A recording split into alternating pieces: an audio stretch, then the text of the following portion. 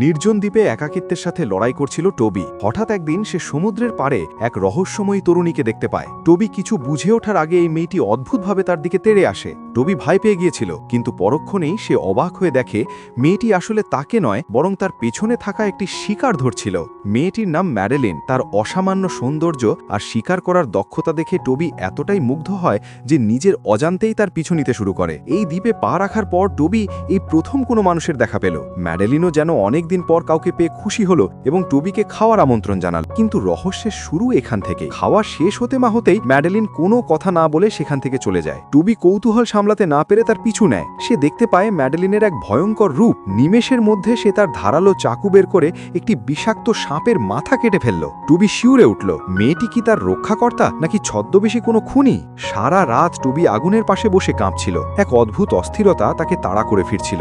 কিন্তু পরদিন সকালে ঘুম ভাঙতেই সে এক অবিশ্বাস্য দৃশ্য দেখে। সেই রহস্যময় তরুণীটি পরম মমতায় তার জন্য নাস্তা বানাচ্ছে। শুধু তাই নয়, ম্যাডেলিন জঙ্গলি লতাপাতা দিয়ে টবির ক্ষতগুলোর চিকিৎসাও করে দেয়। টবি বুঝতে পারল এই মেয়ে শুধু সুন্দরীই নয়, সে অসম্ভব বুদ্ধিমতী আর গুণবতীও। কিন্তু প্রশ্ন হলো, এই গহীন জঙ্গলে এমন মেয়ে একা কি করছে, আর তার মাই বা কোথায়? এরপর তারা প্রায় দিনই একসাথে জঙ্গলে ঘুরে বেড়ায়। টুবির অবাক হওয়া মুখ দেখে ম্যাডেলিন মুচকি এক চিলতে হাসি হাসে, যা টুবির মনকে মুহূর্তেই শান্ত করে দেয়। ম্যাডেলিন কেবল রূপসীই ছিল না, সেই ছিল এই জঙ্গলে টিকে থাকার কারিগর। সে টুবিকে একটি মজবুত টেন্ট বানানো শেখায় এবং আত্মরক্ষা ও শিকারের জন্য কিভাবে কাঠের বল্লম বা ভালা তৈরি করতে হয় তার হাতে কলমে শিক্ষা দেয়। এমনকি বল্লম দিয়ে নিখুঁতভাবে মাছ ধরাও তাকে শিখিয়ে দেয় সে। তাদের সারাটা দিন অবিশ্বাস্য সুন্দরভাবে কাটছিল। কিন্তু সন্ধ্যার পর যখন টবি ম্যাডেলিনকে তার আস্তানায় পৌঁছে দিতে যায়, তখন সে আবিষ্কার করে ম্যাডেলিন আসলে কোনো ঘরে নয়, বরং এক অন্ধকার গুহার ভেতরে বাস করে। টবি কৌতূহলবশত গুহার ভেতরে ঢুকতে চাইলে ম্যাডেলিন প্রচণ্ড আতঙ্কিত হয়ে তাকে বাধা দেয়। সে টুবিকে কড়া হুঁশিয়ারি দিয়ে বলে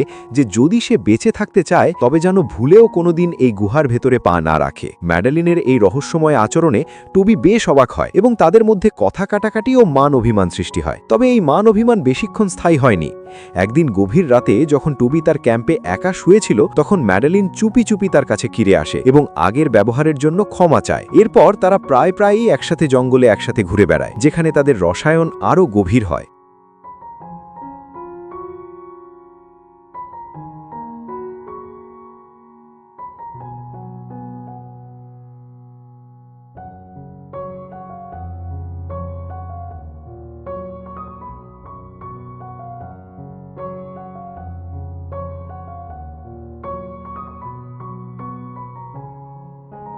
হঠাৎ এক আবেগঘন মুহূর্তে ম্যাডেলিন টুবিকে জানায় যে সে তাকে অনেক বেশি পছন্দ করে ফেলেছে এবং সে কোনোভাবেই তাকে হারাতে চায় না। ম্যাডেলিনের এই সরাসরি স্বীকারোক্তি টুবিকে বাকরুদ্ধ করে দেয়। পরের দিন সকালে একটি উদ্ধারকারী বিমানের শব্দে টুবির ঘুম ভাঙে। সে স্বভাবতই সাহায্যের জন্য বিমানের দিকে দৌড়ে যায়, কিন্তু হঠাৎ তার মনে পড়ে ম্যাডেলিনের সেই আকুল আবেদন আর আগের রাতের বলা কথাগুলো। ম্যাডেলিনকে হারানোর ভয়ে টুবি নিজেকে থামিয়ে নেয়। উদ্ধারকারী বিমানের উদ্দেশ্যে সে আর চিৎকার করে না, বরং নিজের অজান্তেই নিজেকে এই রহস্য দ্বীপে ম্যাডেলিনের সাথে আটকে রাখার সিদ্ধান্ত নিয়ে ফেলে। ম্যাডেলিন তাকে বলে যে সে তার মায়ের সাথে এই দ্বীপে বহু বছর ধরে বাস করে। ম্যাডেলিনের মায়াবী রূপ আর কথাবার্তায় টুবি দ্রুতই তার প্রতি আকৃষ্ট হয়ে পড়ে। কিন্তু ম্যাডেলিনের মধ্যে একটা অদ্ভুত আতঙ্ক ছিল। সে টুবিকে বারবার সাবধান করে দেয় যে তার মা যেন টুবির অস্তিত্ব টের না পায়, কারণ তার মা সাধারণ কোনো মানুষ নয়, বরং এক ভয়ঙ্কর রক্তপিপাসু সত্তা যে এই দ্বীপে বহিরাগত কাউকেই সহ্য করে না। টুবি প্রথমে ভেবেছিল হয়তো ম্যাডেলিন মজা করছে, কিন্তু যখন সে বনের ভেতর পশুর মতো ছিঁড়ে ফেলা মানুষের হাড়গোড় দেখতে পায়, তখন তার রক্ত হিম হয়ে যায়। এখন প্রশ্ন হলো, টুবি যে মেয়েটির প্রেমে পড়ছে সেই মেয়েটি আসলে তাকে বাঁচানোর চেষ্টা করছে নাকি কোনো নরকের ফাঁদে টেনে তাকে নিয়ে যাচ্ছে? টুবি আর ম্যাডেলিনের বন্ধুত্ব যখন আরও গভীর হচ্ছিল, তখন ম্যাডেলিন তাকে একটা অদ্ভুত কথা শোনায়। ম্যাডেলিন তাকে তার জীবনের এক অন্ধকার সত্য জানায়। সে জানায় যে তার মা তাকে ছাড়া আর কাউকেই সহ্য করতে পারে না এবং যারা এই দ্বীপে আসে তার মা তাদের স্বীকার করে।